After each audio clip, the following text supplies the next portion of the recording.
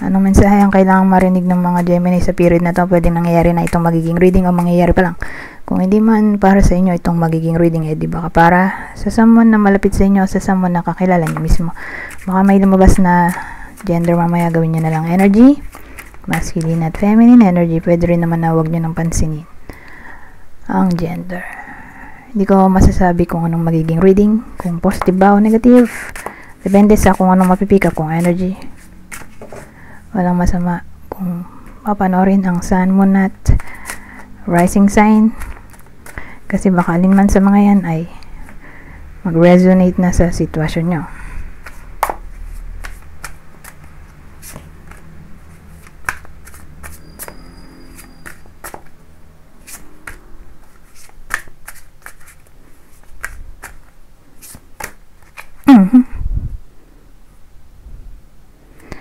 Seven of Pentacles, oh.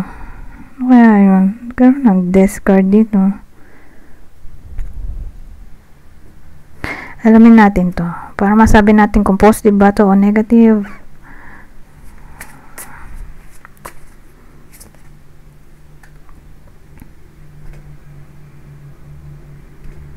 Double 7, no? Pag ganyang umuulit ang card, pinag-iisa ko na lang yan para di ako mahirapan. So ngayon may 7 of Pentacles tayo, di ba? 10 of Cups, Death card, at kinlarify natin ang Death card. Ang lumabas ay 7 of Cups.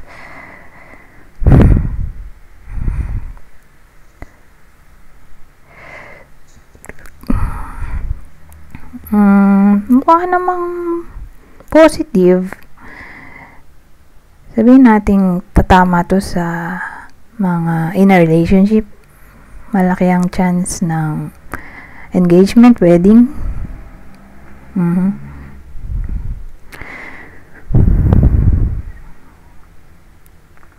Ngayon, sabihin natin career. Asahan natin ng promotion or may magandang mangyayari sa workplace sa period na to. So, sabihin natin recognition, award, reward, or pag somehow increase ng salary. Kung di man literally dahil sa promotion ay maraming OT.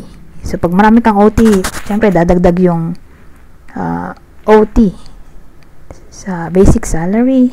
So somehow, di ba, lalaki kahit papaano yung basic salary dahil sa OT. So again, pwedeng dahil doon, or magkakaroon ng sideline ng iba sa inyo na pwedeng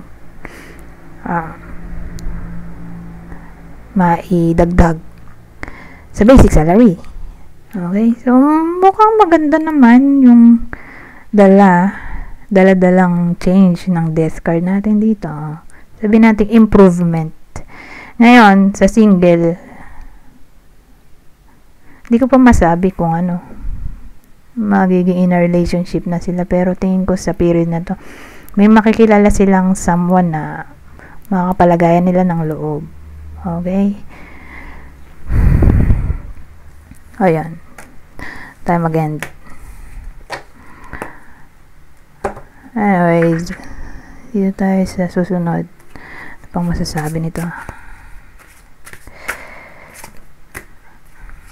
Oh, teka, 3 of Hearts, oh. Ito nahulog eh. 3 of Hearts, oh. Tapos 8 of Clubs.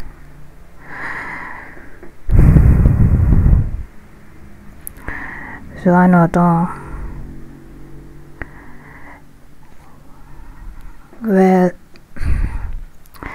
dating sa akin,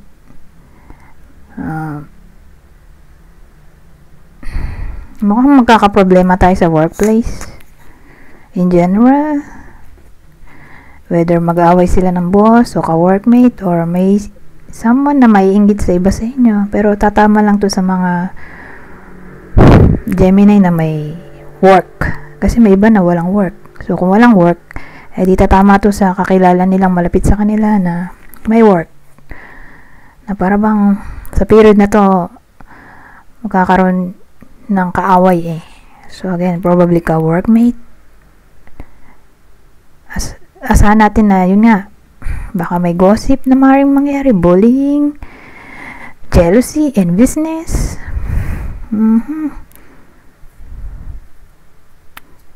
Lalo na kung kaiba sila ng gender, doon to tatama.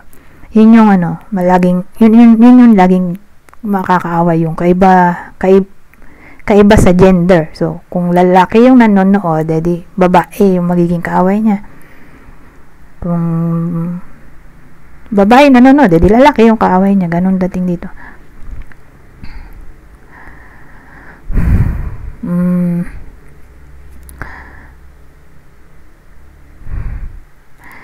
Ngayon, dito, malaki rin ang chance ng problema sa relationship Kaya beware.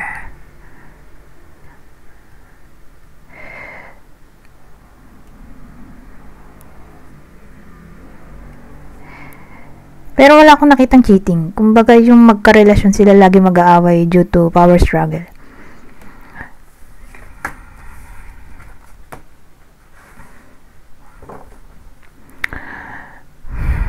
Ngayon, ibang senaryo.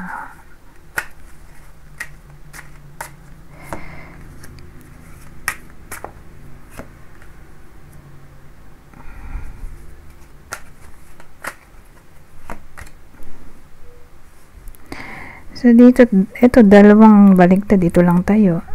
Ito, Knight of Swords. Ay, King pala to. King of Swords, Four of Wands, pero baliktad sila. Five of Pentacles. Kaya lang, di ako magaling sa reverse. Kaya, naglagay ako ng kodigo. Para lang maiba. Maiba yung meaning. Ayun, to?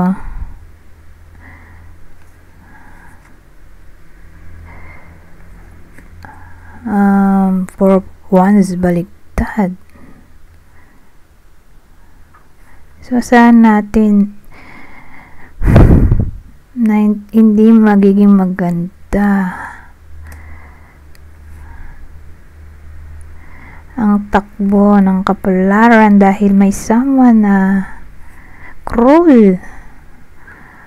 Oh my God. Na para bang lagi nag-worry yung tao dito. So, arguments, ang reason ay dahil may someone na cruel, egotistical.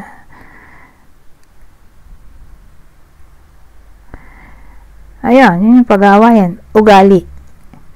Okay? Ugali yung cause ng away. Hindi cheating and business or power struggle, kundi ugali. Masama ugali. Yung cause ng worriness dito, So, sino to? Na laging makakaaway ng iba sa inyo. Ito na ba yung kanina na may kinalaman sa workplace? Pero, alamin na rin natin. Tingnan nyo yung description para makilala nyo kung sino tong palagi makakaaway ng iba sa inyo. Hindi naman literally palagi, pero may chance. Kasi base dito sa description natin, may someone na magiging cruel, ruthless, cold, masama ugali in general. Sino yon? Kaya makakaaway ng iba sa inyo.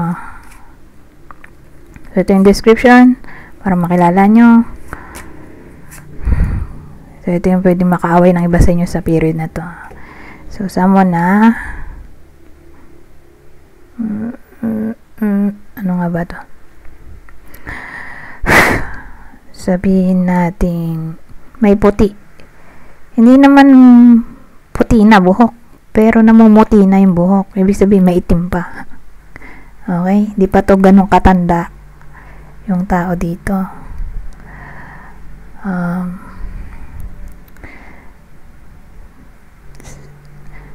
Pwede ring may tatok.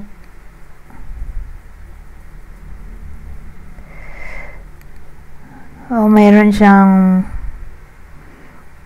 peklat na noticeable o malaking peklat. So, kung dito tato, may something sa mukha niya or katawan na pansinin. So, birthmark, nunal, maliit lang yun eh. Di taling na lang. Taling, balat, o skin condition.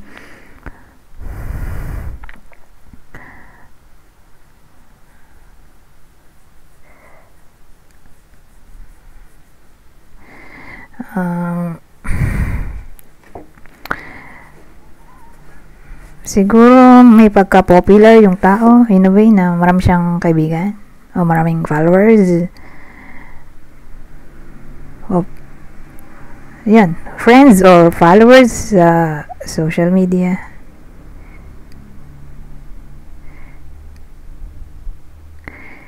Pero to, tingin ko hindi to someone na malapit sa iba sa inyo, kundi kakilala siguro. Hindi ganun ka-close ang vibe ko dito. So, kapitbahay, kakilala.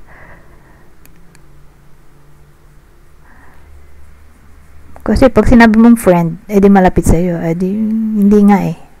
Kakilala, kapitbahay, ka-workmate, o na-meet lang somewhere. Basta ganun.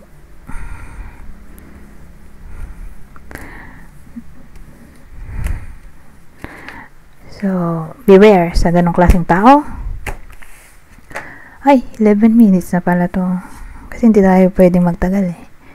Pero sige, since ito na yung huling gagawin ko ngayon lang, kasi pa-end na ako. 1 hour na ako nag-read eh, di magpapahinga na ako. So, sige.